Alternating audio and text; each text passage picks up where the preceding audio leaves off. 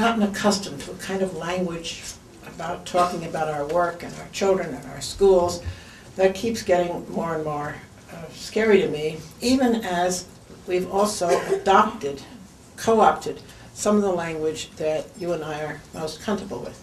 You know, I look back at an article I wrote for the New York Times promoting small schools in the late 1970s, and I thought, I actually still agree with that, but every time I hear about another school in America, which is every day, system that has turned a big school into small schools, I actually wince.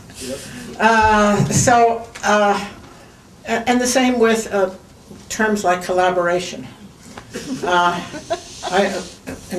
When we first started working together in New York in the early 70s, we formed an organization called the Center for Collaborative Education. And it was some time before I realized that I was against collaboration. And I was for resistance. Now at the time I thought, you know, it was collaborating with me. They would. And then I realized the tide was going the other direction. It wasn't me who was having any real voice in how that water was churning. And so I'm now for the Center for Resistance. But if, you know, now I did grow up in World War II when the word collaboration had a very bad name, and in the labor movement where collaboration had a bad name. So I don't exactly know when the period of history was in which people like us thought it was going to turn into a good word. But anyway, I started off as an early childhood teacher, and we have drifted a long way from what kindergarten looked like. I used to be able to say I was a kindergarten teacher, and my whole idea was to take kindergarten through 12th grade. And now I have to admit to you, no. Go look at those kindergartens.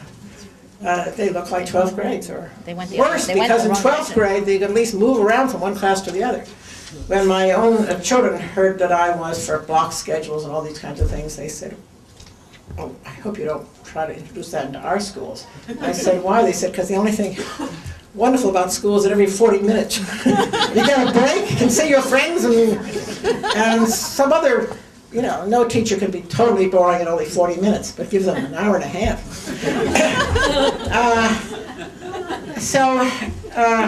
You know, I went to a coalition elementary school recently, and I think the woman who's coaching them is doing wonderful things. But their kindergarten, pre-kindergarten, their pre-kindergarten and kindergarten do not have blocks, sand, water, plants, animals, or clay, or paint. I can't remember anything else that was, they do have books, but not even those pretty beautiful, they have reading books, not beautiful collections of picture books. There's nothing that was in my old kindergarten that has, you know, it used to be, there was a period I used to go subbing in Chicago when I'd see beautiful kindergartens, and it's true, they often weren't used, those blocks. The teacher would say, if you're very good at the end, we'll play with the blocks and the paints. But at least they were there. Children could dream about them. Now they can't. If we unite our courage,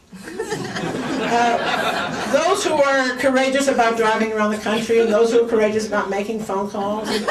Mine is buying shoes. It's very hard to go to the store and say I wanted a size 11 shoe.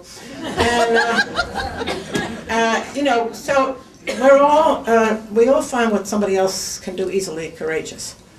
And I don't think I remember any, or certainly not many times in my life, when I did something that was really courageous for me. But I depended on other people having courage in the areas I didn't. So that's what makes a movement. Somehow or other we all fit into something bigger than any one of us.